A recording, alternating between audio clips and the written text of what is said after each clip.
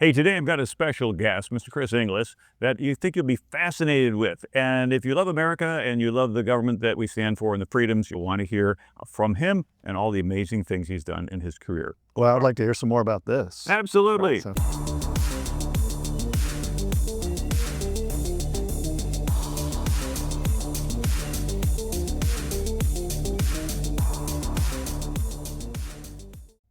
Hello and welcome to another episode of CISO Tradecraft, the podcast that provides you with the information, knowledge, and wisdom to be a more effective cybersecurity leader.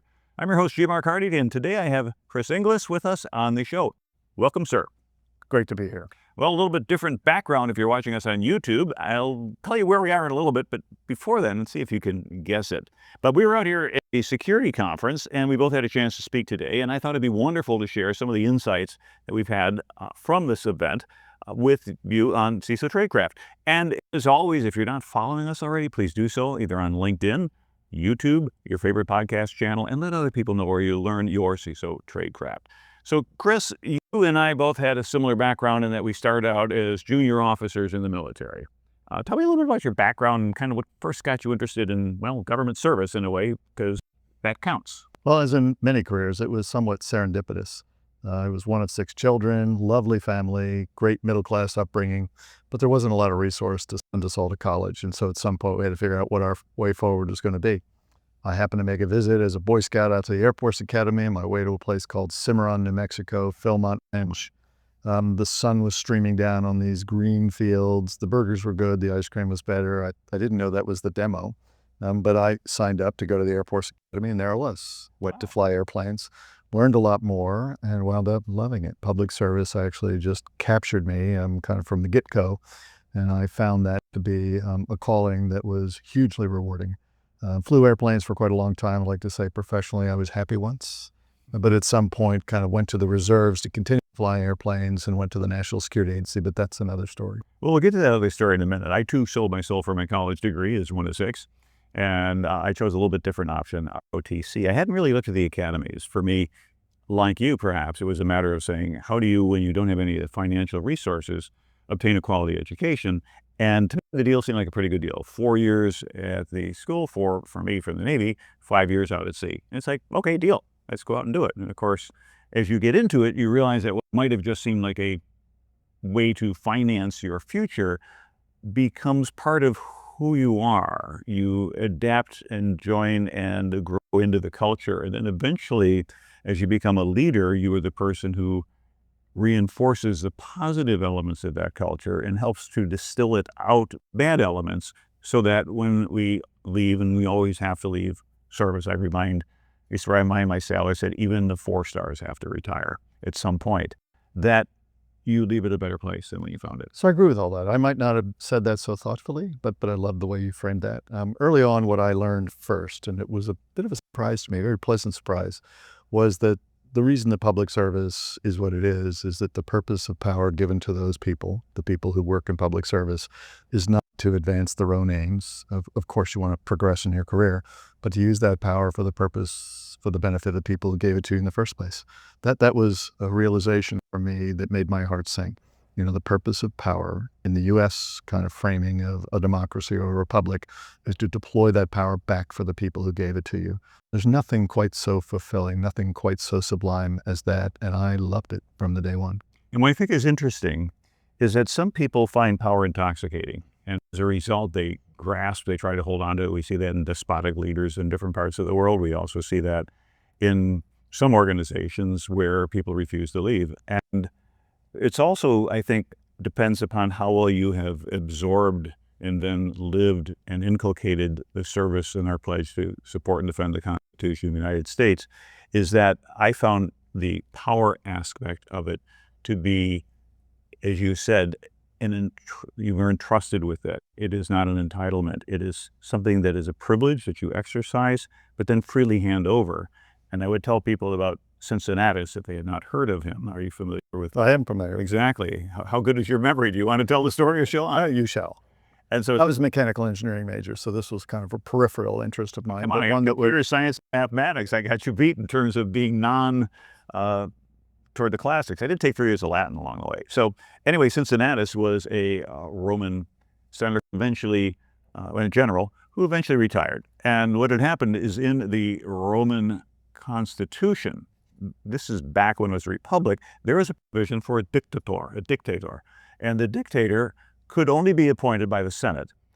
But once the dictator was given absolute power, only the dictator could remove that person's power. They're basically, you could be dictator for life and be a despot. And they came to them and they said he was plowing his field. He's retired. Like, we need you to come back and save the republic. The Senate has voted you to be the dictator.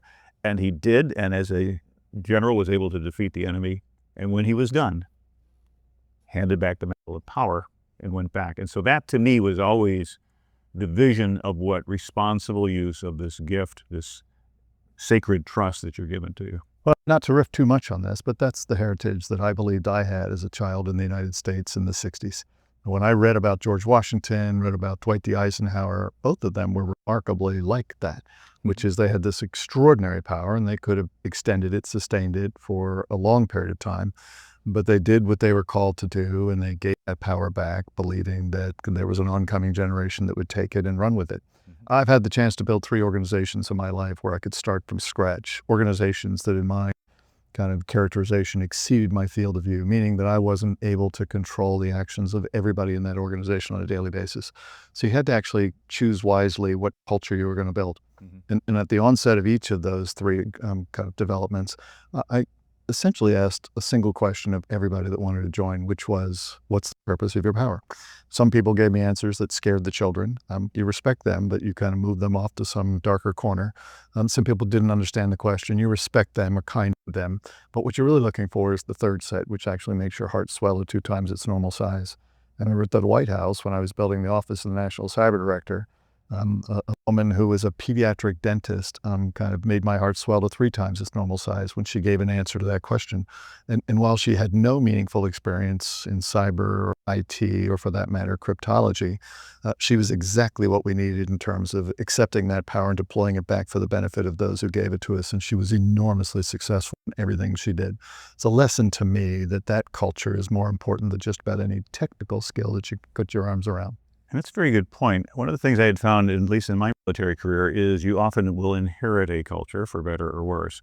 I did have the privilege of building an organization from scratch. It was a Center for Naval Leadership. Although we had an active duty counterpart, there was no reserve counterpart. And so what had happened was they were, well, I'm the commanding officer and the first commanding officer. In fact, I would tell people never join a command that has a pre-commissioning crew of one, because I was it. I was the only person on the manning document. And then it was a series of challenges. And I had mentioned the odds and ends, of course, over different episodes. But in summary, that was the year that we did a zero-based review. We cut 16,400 billets out of the Navy Reserve. And there was wailing and gnashing of teeth because the active commands had not done their paperwork drill, which is prove to us that you need all these things. And so working with a couple other Navy Reserve captains, we put together a business plan. In fact, my friend Joe Egan, he did all the technical work. We called it Plan Egan-esque. It was so beautiful and so technical that it was not comprehensible to any human, but nobody wanted to admit they could not understand it because it looked so beautiful. And so we submitted that, and ultimately were able to be the wrong way goldfish, and we got 170 billets when everything was being cut around us, and people looked at you and said, you look like you just walked out of a plane crash somehow. Everybody else has lost that. But what was interesting, and I don't mean to take away this episode from you, but you'll probably find this fun, is we were interviewing candidates to be leadership instructors. My active duty counterparts who had only spent their time in active duty didn't quite appreciate what the reserves brought. And we had one officer who is a lieutenant junior grade, basically an 02, somebody you might see at age 25 or so. And they said, this person can't be teaching officers and people leadership. I said, well, it's my rules, so let's call them on the phone. Put the phone out there in the middle of the table, beep, beep, beep. And hello, I thought, hey, it's Captain Hardy over here, Center Naval Leadership. And said, hey, how are you doing, sir? Hey, I'm sitting here with the review board, and they had a couple questions about you. Could you tell me, what do you do for a living? Well, I'm a leadership instructor at West Point. I said, where'd you get your education? Harvard. And said, interesting. And so I see you're a Navy lieutenant junior grade. He said, well, yes, sir. As you know, 9/11 was just a couple of years ago, and I felt I wanted to do more for my country than what I had already been doing. So I joined the reserves, and that was about 3 years ago. Any questions? So I had an 02 leadership to sixes and probably better qualified. Probably better qualified. But you talked about the power of culture, right? And there's that trite phrase, but it's quite true that kind of culture eats organization for breakfast. You and I can probably both remember moments when we stepped into an organization where, without looking at the org chart, you knew in a moment, in 10 seconds, whether you're in Mordor or Nirvana. In this particular kind of instance, it was closer to Mordor.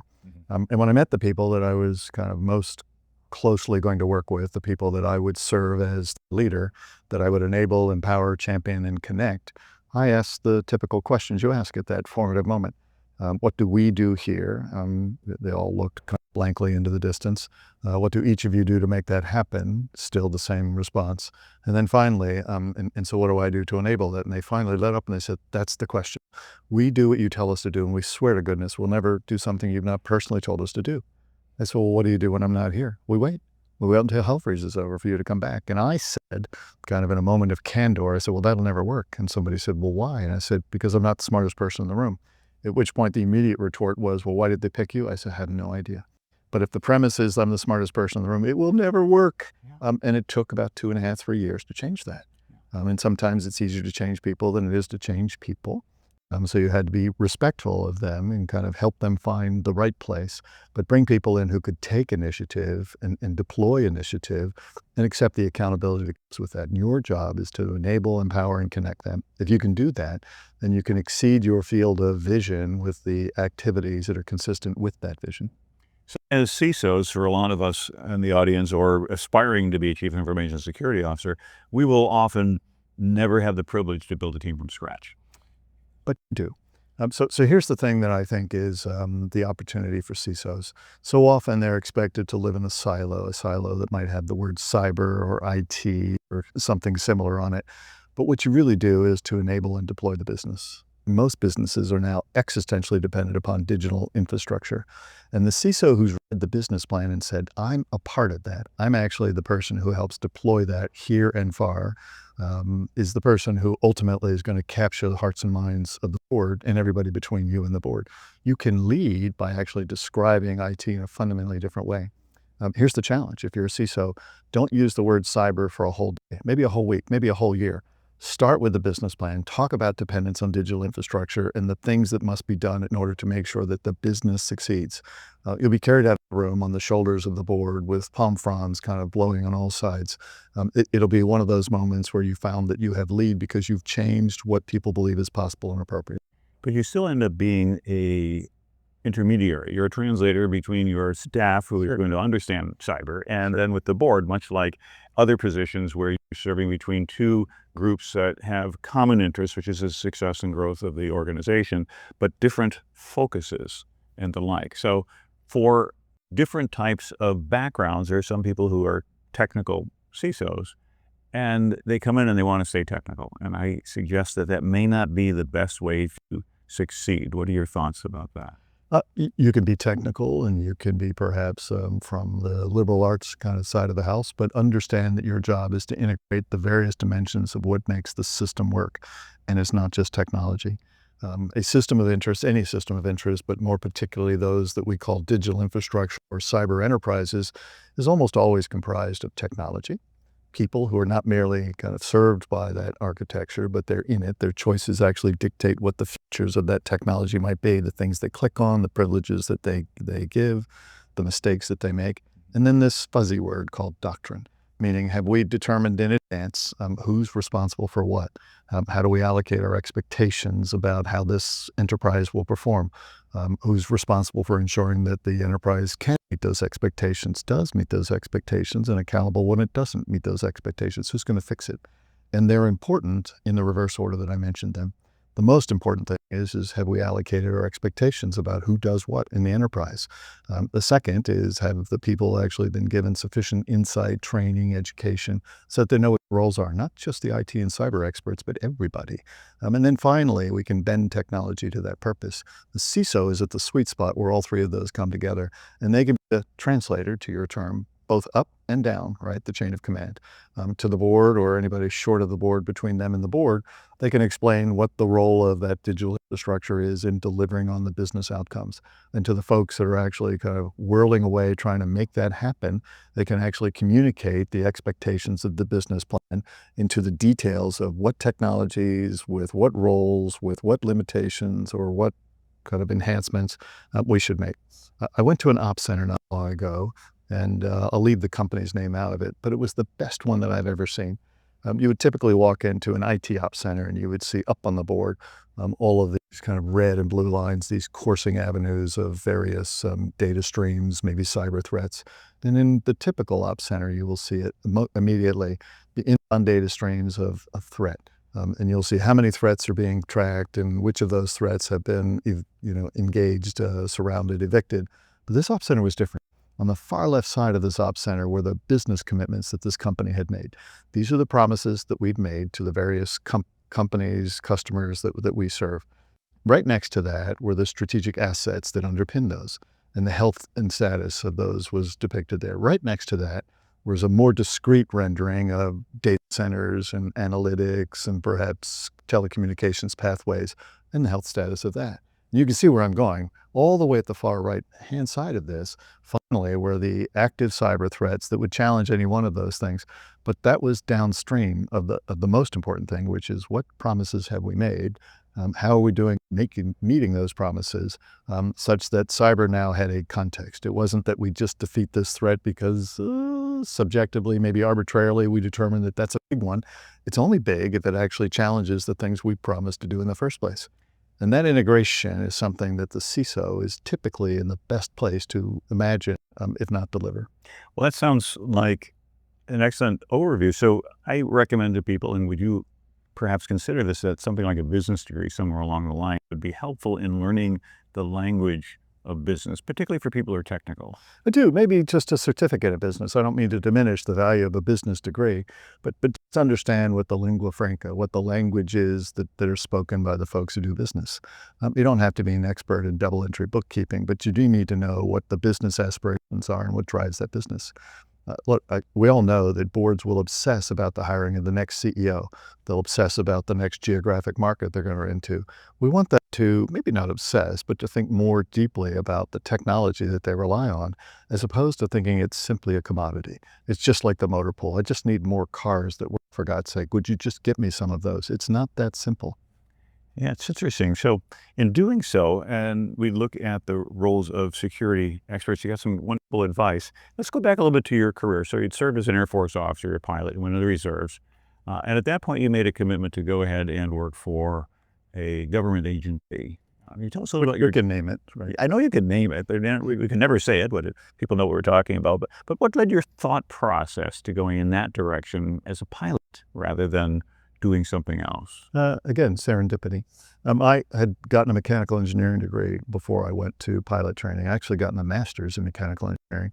And I realized at that moment that while it was interesting, I didn't love it. It didn't make my heart sing. And so I thought there's probably another academic discipline out there that would get me closer to having my heart sing. But I went to pilot training, loved it. And what I learned in flying, first I was a primary jet instructor, then I was a C-141 pilot. What I learned about that was how to think at the speed of the technology, think at the speed of the airplane, which actually has a direct relationship to leading large organizations. You can't stop them. You can't wrestle them to the ground and say, everybody stop. We're going to kind of freeze on Friday and we'll come back on Monday, completely in a different context.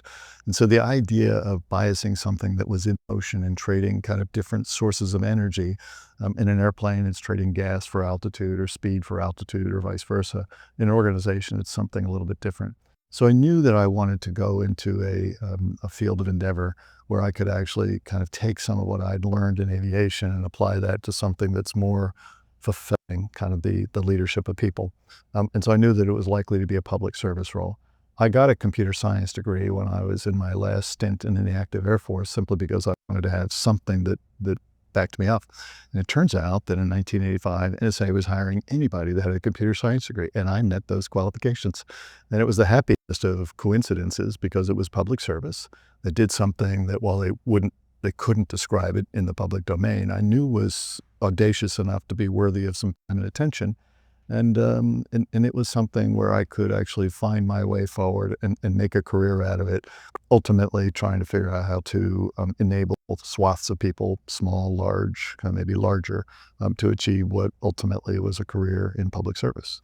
And in that career in public service, how different would you think working in the government environment? 'Cause you had been in the reserves, so presumably you've been in the quote unquote real world for a few years. What made government service different than perhaps corporate service, or was it fundamentally not a significant difference in terms of how you lead people and motivate them to get the mission done? I'll take the last question first. I think in terms of how people respond, not much different, right? Ultimately, people do their best work when they're inspired as opposed to when they're compelled. Now, some people are inspired by the pursuit of revenue, right? They kind of look at the profit and loss statement, and that's what makes their hearts sing. Other people want to make a difference beyond themselves, and maybe they're cut out for public service. But the leader's role is the same. How do you connect them to that purpose and cause them to feel like they've made the difference that they intend to make? Public service organizations, classically government organizations, don't have a profit and loss statement, and so they have to measure their contribution in some other way.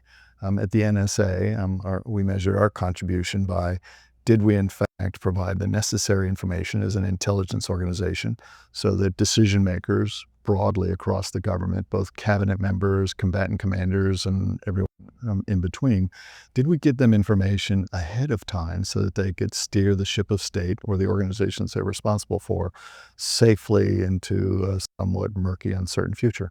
That's the coin of the realm, right? Providing actionable intelligence.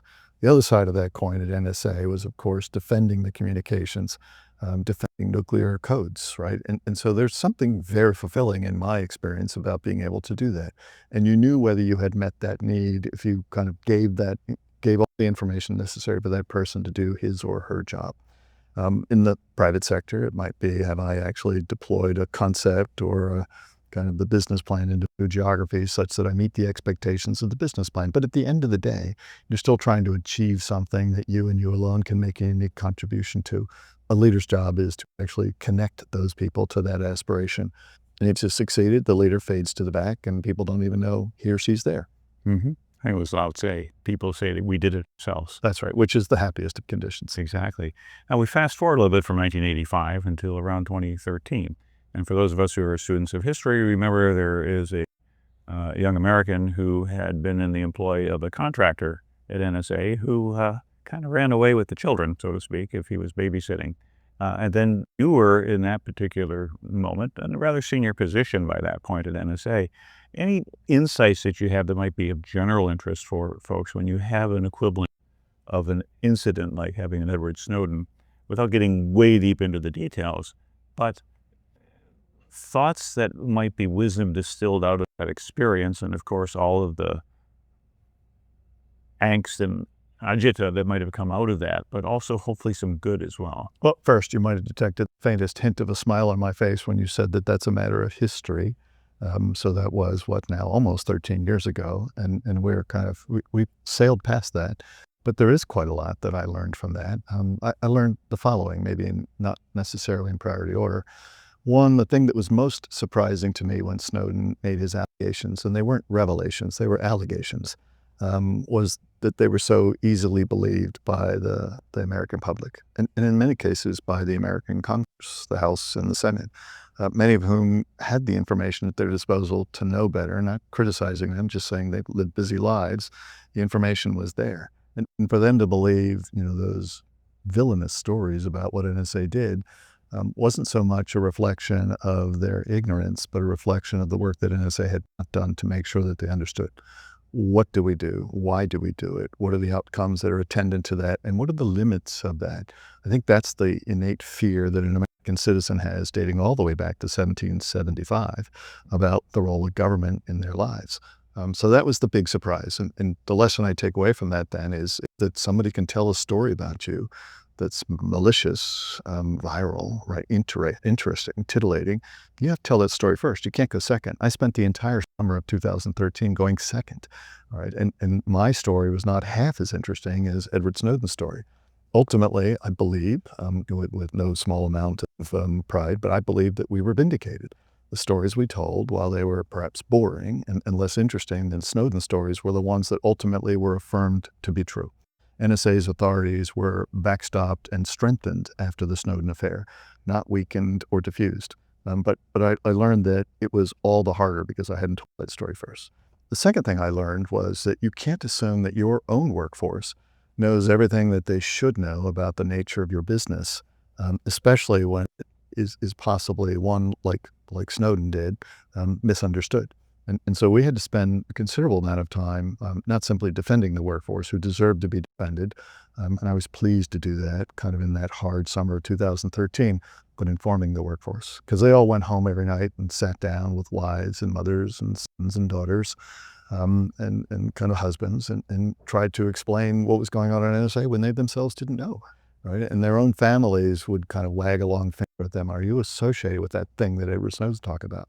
So I had to spend a lot of time doing that. Again, I would do that in advance. The third thing I learned is that security is not simply an external matter. It's an internal matter as well. And you can't be heavy-handed about that. You've gone to some amount of trouble to recruit people in whom you want to install some trust. Why? Because you've gone to the time and trouble to hire them, give them some initiative, some discretion to do things that exceed your expectations in a positive way.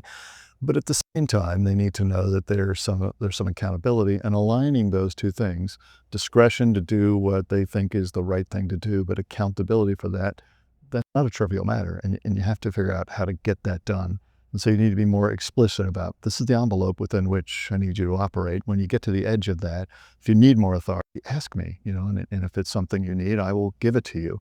But we need to then make sure that we're balancing, right, your discretion to commit this agency to something that would affect the nation with our need, our desire to understand what the accountability of that is.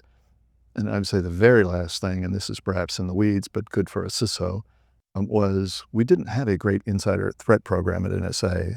Why? Because we probably spent $50,000 per person clearing people to come into the organization. We thought one and done. Well, that's not true. All right. And so we did not reconcile what perhaps might be the personnel issues that were taking place on a daily basis with the virtual issues that might exist as persona in an IT system with the physical reality of who was doing what on the campus. If we had done that, we would have known that in May of 2012, Edward Snowden had a personnel incident where kind of by all accounts, he got very mad, right? And if I'd been in his shoes, I might have felt the same about that particular situation, but he got very mad. He had extraordinary privileges as a SharePoint administrator in the IT system. Nothing from the personnel system tipped and cued the IT system that here's an angry young man who might do something that is worth kind of checking and understanding and holding him accountable for. And there were moments when he was on a campus somewhere in the Hawaii ecosystem of NSA and didn't log in. Well, that's odd for a contractor, especially one who's supposed to be doing system administration whenever he's on campus. And other moments where other system administrators were not on campus and they logged in. That's equally odd. And we never knew that because we didn't reconcile the physical reality with the virtual reality. How do you explain that? Snowden had acquired the passwords of other system administrators and he was signing on as them. So he was not signing on as himself, or they were not on the campus, but they were signed in. You can see where I'm going with that. If you actually rationalize security as kind of the central thesis, it doesn't matter whether it's something that derives a benefit from an insight to a personnel issue or an IT issue or a physical issue. It's the same issue. It's the reconciliation of those that give you some sense as to how is privilege on your campus, whether it's virtual or physical, being employed. And if you do that, all of a sudden you get a threefer. Right? You get not just the literal insider, the next Edward Snowden who's using privilege, you get a machine that's perhaps misconfigured and running amok that didn't intend to do that. It's an innate object, but nonetheless, it's standing out like a neon light on a near hill. Or you find that there's an insider privilege being abused because an external party has acquired that insider privilege and is living off the land. So if you're more holistic and more coherent about applying the principles of just basic security, you can go a long way in terms of allowing the discretion while at the same time making sure that each one of those has a degree of accountability associated with it. So the good insider threat then is going to have the physical component, an IT component, and a personnel component because they are going to interact. And for someone who thinks insider threat is just, well, know your people, well, that's not enough. Or know your systems, it's still not enough. Or know where the locks are, it's still not enough. And the next Edward Snowden is not going to behave like the previous Edward Snowden. They'll be fundamentally different. So how do you actually kind of have a broader kind of remit about what you're looking for and what stands out? Yeah, and what we found out, though, is that we are often very good at fighting the last war. We're particularly good at that. And so it's our expertise. We give out medals for that. But the next insider threat, in my opinion, and I want to run this past you, it's going to be AI driven, because we are bringing AI in, we're tucking it under the covers, and we're snuggling up with it, and we're giving it access to pretty much everything. And we put some fairly weak boundaries on it because there's mostly a lack of understanding of what it can do. And now in the last couple of weeks, we've seen BoltBot come on, where all of these AI agents are now talking with each other, because the rule is you don't get an account unless you're an AI agent. Humans can look, but you can't touch. And they're talking, well, they are talking about us. And in some cases, it's rather odd. They've created their own religion. They've modeled it on matching human behavior in all of our Facebook and X and chat type things, and we're thinking like, man, what a bad way to train the next generation of technology. Well, you might call that the blind leading the sightless, right? They know what they know and nothing more, right? And they don't have feelings. You might kind of see them feign feelings, but they really don't have feelings. Agency and aspiration remains the province of human beings. And the reason we had technology is to extend service to the aspirations of human beings. That might sound a little bit arrogant as a human being on a planet with a million other species, but that's the nature of the deal. And we cannot lose sight of that. Look, the last 50 years, right, in the internet, we've been innovating and achieving a degree of market efficiency that is the envy of the last 5 millennia. But we haven't given enough time and attention to the value system that is attached to both of those. So we need to put a third leg under that stool, which is, in addition to innovation and market efficiency, which are unalloyed goods, we need to know that the system actually extends our values, is consistent with how we want those systems to perform human functions or to serve human aspirations. And we've never had that problem as richly as we have with AI, which all of a sudden can take off and exceed our ability to do the cognitive things that once were described as human alone. That's no longer the case. So what does it mean to be a human going forward? That's where agency and aspirations come in, and a human accountability must always be on the loop. Maybe not human performance, but human accountability always has to be on the loop. And if the agency and the ability to act independently is being programmed by an adversary of the nation and then inserted into our systems with what appears to be a reasonably useful tool. If you remember last year, what was it, around February or March of 2025, when DeepSeek was announced? I do remember. And it just hammered a lot of American companies because they thought the Chinese had stolen the march on us. And a lot of the Chinese, though, if you take a look at their development, they're doing much of that open source. Americans tend to be more proprietary. And you can debate back and forth why they're doing it. It might be because China doesn't have access to all the resources we have, and so they'll benefit by open sourcing by getting more humans to work on the problem. In America, we feel we're more resource rich and therefore don't have to share well.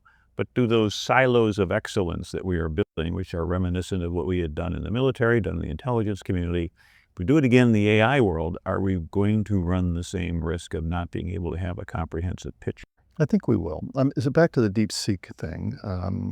The thing that was most surprising to me about DeepSeek is they rejected the curve, the power curve. We need more power. We need more processing power in order to achieve some increase, some reasonable geometric increase in the processing capacity, the delivery through AI systems. And Chinese said, maybe not.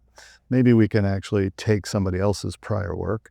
We can combine that with a processor complex that's not quite as powerful, and we can achieve something with much greater economy that is impressive. And they did that.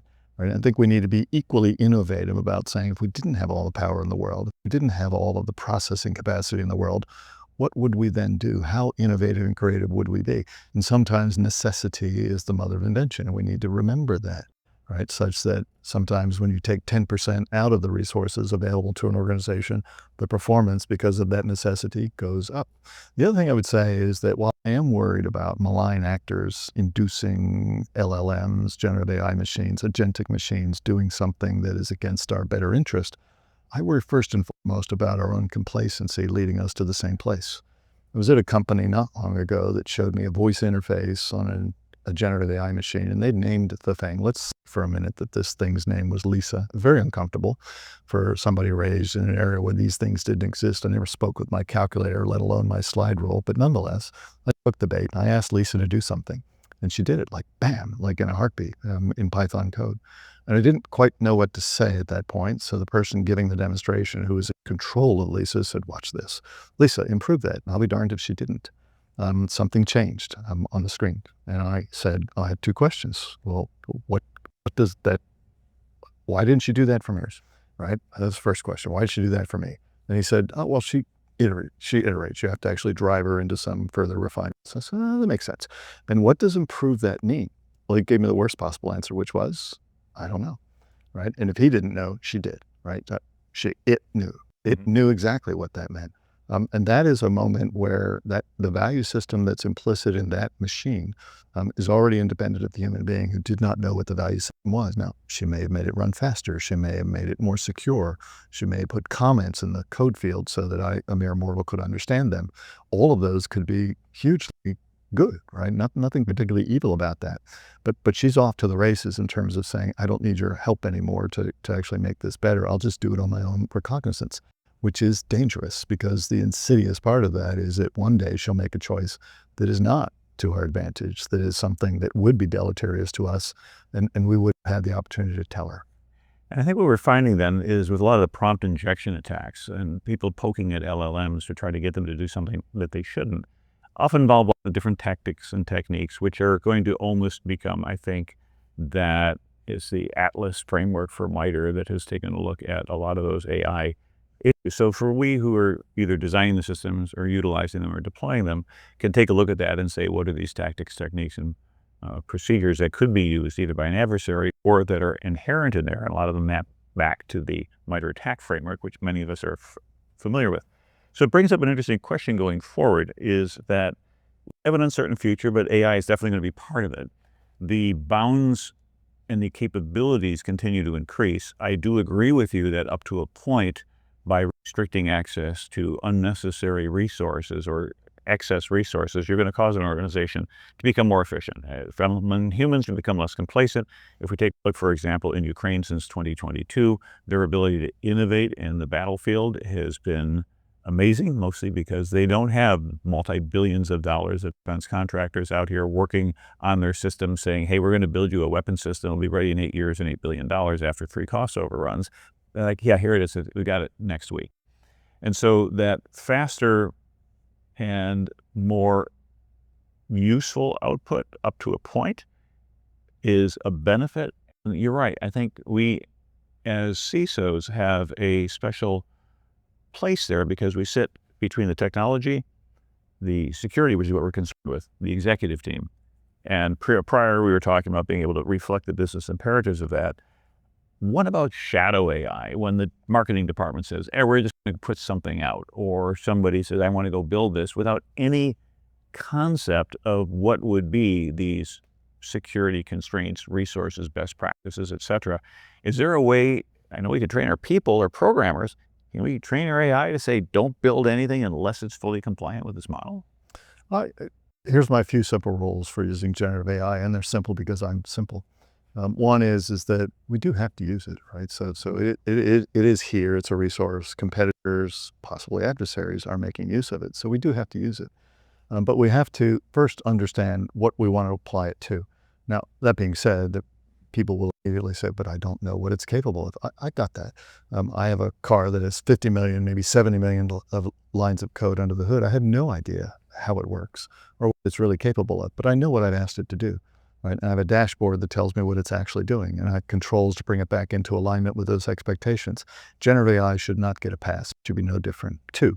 Because it's so capable, so powerful, and it might one day, or maybe on every day, exceed our expectations, we need to double down on what the role of the human in that system is. And the human, to my earlier point, is in the system. They're not simply standing beside it, being a beneficiary of it. They're in the system. And so to be human means that agency and aspiration remains yours, accountability remains yours, And if something doesn't make sense, you're the one that has to stand in and say, I'm going to stop this. I'm going to bring this back into alignment. Even if you have no idea what's happening inside the box, you're accountable for the box. We're not going to take a Waymo car to court, indict it, and actually send it to jail. It's going to be the person that says, did you in fact unleash this under these conditions and allow these edge cases to happen? That's what's going to happen. So let's remember what human accountability is. And the third thing that we then need to remember is that we need to educate humans on how to do that. Critical thinking skills are not as richly taught these days as they once were. And we find people credulous in the face of information that comes from these machines and saying, it must be so. If it gave me that answer, I couldn't possibly compute that answer. I'm going to run with that. And we need to actually give them some benchmarks, some kind of edges where they'd say, if it exceeds this edge, that might not make sense. And when you get to a place where the human being would say to an LLM, I don't think that makes sense, that's a happy place, right? Mm-hmm. That's not a flaw. That's not something that's a downside of this machine kind of person relationship. It puts the human in charge on top. I like to think that if generative AI were kind of to be addressed by three famous philosophical thinkers, one's J. Robert Oppenheimer. He would create the beast that is the tsunami wave heading for the beach. It's done. You might then have a second kind of great philosophical thinker, Steve Jobs, that says, and it's not a threat. It's a resource. Let's grab a surfboard and ride this thing. I mean, the iPhone was no less kind of audacious. But the third one is now missing, right? And that would be Isaac Asimov, who said with respect to robots in the 1960s, there ought to be three simple rules, right? Robots should never harm a human being. Robots should follow the orders of human beings, and robots should protect themselves in that order. Three simple rules actually solves that kind of value dilemma. We have to have some of that now. What is those three simple rules that apply to generative AI? Those are not good rules, the ones I just articulated. But all three of those philosophies must be aligned, must be injected into this space at this moment in time if we're going to get this right. And you mentioned Isaac Asimov, and I just reread a short story of his from the 50s called Feeling of Power. And if you're not familiar with it, it's worth looking I haven't read that, no. It's I'll leave that for everybody else to Google it, as Asimov, The Feeling of Power. And it's very short, probably 4 pages or all, but Does it end well? It's up to you to decide. It's written very cleverly that way. Let me go back to one last step, if you will, in your career path, at least one anyway, and then they'll go into the White House. Now, in a very divided government that we have, you had a unanimous confirmation to be from the U.S. Senate, which I thought is nice to see, because there's a belief that you were going to be able to be entrusted with this sacred power you were given. But tell me a little about what was the road to get there, and then what was your experience once you reached out? Let's take that last point first, which is it might have been unanimous because the Senate was busy that week, and they're like, yeah, whatever. But having said that, so the road was interesting. I left NSA in 2014. I kind of entered into the private sector and did a variety of things. It was a couple of public boards, enjoyed that enormously. I helped stand up the cyber program at the U.S. Naval Academy, enjoyed that enormously. I'm in a variety of other things that were a mix of public service and private deployment and an expertise gained over 40 years. At some point, I wound up on something called the U.S. Cyberspace Solarium Commission. It was a reprise of a commission that had run in the 1950s. It was then led by Eisenhower, President Eisenhower, and something called the Solarium at the White House. That's why it was called the Solarium Commission.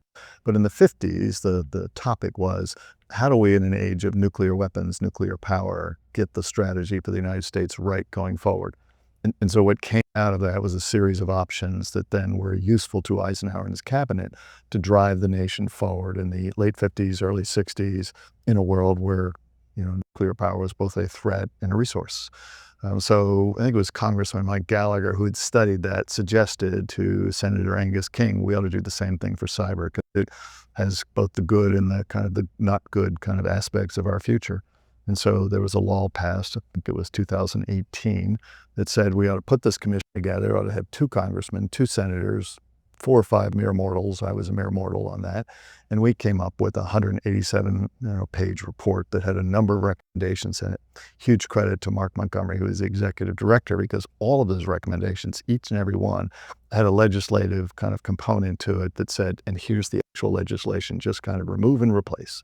And about 75% of that strategy, of that recommendations, had now been enacted either in policy or law since it was written in 2020 and deployed largely in 2021.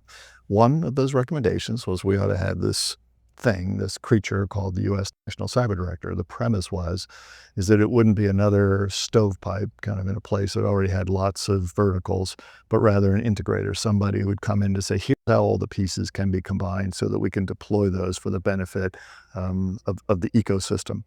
And so having helped throw that pass, I didn't realize I'd be the only person on the field ready to catch that pass. I think it was Senator King came to me and said, we wrote this for you to take because you're on the commission and you're the one that we think is most free, maybe not most capable, but most free to do it. So I told my wife at the time, I said, if I don't take this job, I'll regret it every day for the rest of my life. If I take it, I might regret it. I have no regrets whatsoever. And because my job was from 21 to 23 to stand up the office, populate it with good people, and then put on the table an instance of what a strategy would be that would combine all the pieces and parts, not least of which the private sector, so that we can mobilize all the resources to, as I used to say, let's make it possible in cyberspace to set it up where an adversary has to beat all of us to beat one of us. What if we did that, right? Because we're all fighting in our own silos with limited insights, limited capabilities, limited authorities. That's really not the way to glory. We need to do what we've done in so many other domains, use all the talent, all the authorities, without regard as to whether your job has the word IT or cyber in it. So I was delighted to do that job for 2 years. I've given that torch on. It's been passed on maybe twice since then. But I would do it again in a heartbeat because it was one of those opportunities, put your money where your mouth is. Whether I did well or not well, right? It was an opportunity to essentially say, I'm going to stop talking about this and step into the ring and do something about it. That's excellent. Oh, we're getting to the point, you and I, where we're probably at an age where we could not work another day and we wouldn't miss a meal. We'd be able to take care of our family. It's not necessarily that means there's a lot of wealth, but it just means that there is a, if you will, a safety net, at which point your priorities are not on layer 1 and layer 2 of Maslow's hierarchy of needs, but you're more up at the self-actualization. I think one of the things that is kind of nice at this point is, well, grandchildren. It is. And so I figured we'd trade a couple little grandchildren. Do you have grandchildren? I do indeed. It was a lot of hard work, but it paid off. You first. A 3.5-year-old, name is Patrick. Right. And living in my house up in Maryland, where my son has been living there. In fact, I bought it back in '93 and when Chris was younger, and he's remained there. And so I said, well, we have a real easy time filling on SF86 to list all the addresses for the last 30 years of one. That said, he's a wonderful kid. His mother is a special needs teacher, has her master's degree. And so between the two of them, they've raised him in a way where a lot of attention, they both work. So he goes off to a school, not like a daycare where you dump him off on 5 o'clock, but there's education, there's training. It's not cheap. And that's one of the difficulties I think we have as staff. But boy, is that kid picked up an awful lot. And I have some photos here. I can't see him necessarily out there on thing, but I'll show him the last picture that was sent, showing him going to a dress-up event, and he was supposed to be look like an old man day, or look like an old person day, and that was his image. I have to pass my dog images, and he should be right about, here we go. Wow. With his glasses What was that? and sweater and things like that. So here we go. We'll share that with everybody. Of that. He looks far too enlightened to be an old man like you and I. And he looks lovely. Yes. Yeah, so I have Anna and I, my wife and I, we have 2 grandchildren. One's 3, one's 1. Delightful, lovely children. I'll just tell a story that might combine all of these topics in one fell swoop. The granddaughter who's 3 is Lily, and she doesn't have access to digital technology. I think her parents, my son and his wife, have been incredibly thoughtful, saying it's not time for that. We don't need to bring that into play until she reconciles herself with human beings. So reading, kind of perhaps toys, kind of play groups, interaction with human beings, that's the main effort. And so I was reading her a book about 3 months ago called The Wizard of Oz. You might have heard of the book. And it was the adult version, which has very few pictures and a lot of words. And I got to a place in the book where she'd already kind of understood that there's this character named Dorothy and a dog named Toto making their way to Oz, interesting in and of itself, and saw on the next page kind of the picture of a lion, this fierce-looking lion, and realized that character was about to enter the fray. And then interrupted me and said, the lion attacks Dorothy? I said, no, wait for it. The lion eats the dog. Nope. So wait for it, right? So I read through the whole thing, and it turns out the lion challenges Dorothy and Toto, as you know the story. And Dorothy smacks the lion on the nose and says, shame on you. And the lion all of a sudden is so apologetic and kind of thoughtful and perhaps cowardly, that he becomes their best friend and he helps them on the way to Oz, which is completely against what the intuition of a 3-year-old would imagine. So we're about 2 pages on, and she goes, "So what did Dorothy say?" She said, "Shame on you." And the lion didn't bite the dog. The lion didn't eat the dog. The lion just backed up and became a friend? Yes.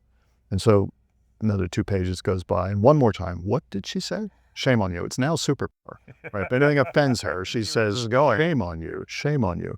So I asked a friend of mine who's actually a significant person in a major corporation, kind of leading the development of generative AI. I said, "So where are we with respect to AI getting sentience, right? The ability to think and have emotions and, all of what a human being can do." And he goes, "It's going to be a long road." And I gave him that example. I said, "Could your generative AI do that?" And he goes, "No, it couldn't do that." Right. So 3-year-olds still win in contests between ourselves and generative AI. And I'm much happier for that than I might have been. Because I think at the end of the day, feelings are something that generative AI machines can mimic, but they can't do. And intuition is something they've not been invested kind of in, wherever that comes from in a human being. It's one of the things that distinguishes us from these machines.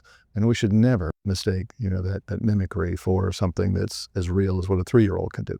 Well, that sounds like kind of a great way to wrap up. So any last thoughts that you might offer for people out there from a lifetime of service, a lifetime of gathering and deploying wisdom, of leading people and being entrusted with and then handing back power at different points of your life? Combine all that, any thoughts that you might give people going forward? I would simply say that, in my own case, it's probably not unlike yours, but I'll speak for myself.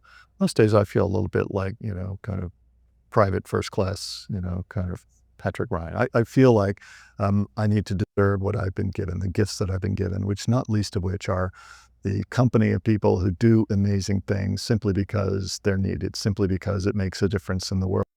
That's what I have so enjoyed across the length and breadth of my career. And there have been days where I would rather not repeat that day, but I'd go back to any one of them because I used to tell this story about if at the end of your life somebody said, "I'll take it back to any day in your life, would you take the deal?" Everybody says yes. And I say, the trick is I pick the day. And when you get back to that day, somebody tells you this is that day. Right? So what are you going to do with it? What is the purpose of your power today? Most people don't ask that question of themselves on a daily basis, but everybody answers that question on a daily basis. And that for me is the framing moment when I get out of bed in the morning. What is the purpose of my power today, this day? Right? And if you actually ask that question every day, you're likely to have a great day, even if it's a day on the beach. If you do that with some degree of intentionality, that's a good day. And I think you kind of mentioned a little solution as to where we are. Anybody who's been watching us on the YouTube, we are actually out at sea. We just attended a conference called CruiseCon, and it's something that is also coming up this fall of CruiseCon Europe, and there's another one coming out as well, so it might be of great interest to folks. Thank you very much, Chris, for being part of the show and for sharing your insights and your time with us. I really treasure that. For our viewers and our listeners out there, if you have any comments or any feedbacks, please feel free to share it with us. You can reach us on LinkedIn. You could send us some notes there. We'll respond back. If there's other topics or coverage that you'd like to see in our CISO Tradecraft series, let us know, because we're here for you to help you along with your career. So again, this is your co-host, G. Mark Hardy. I'm pleased to be with you again. And on behalf of Chris Inglis, our guest, thank you very much for being part of our audience. And until next time, stay safe out there.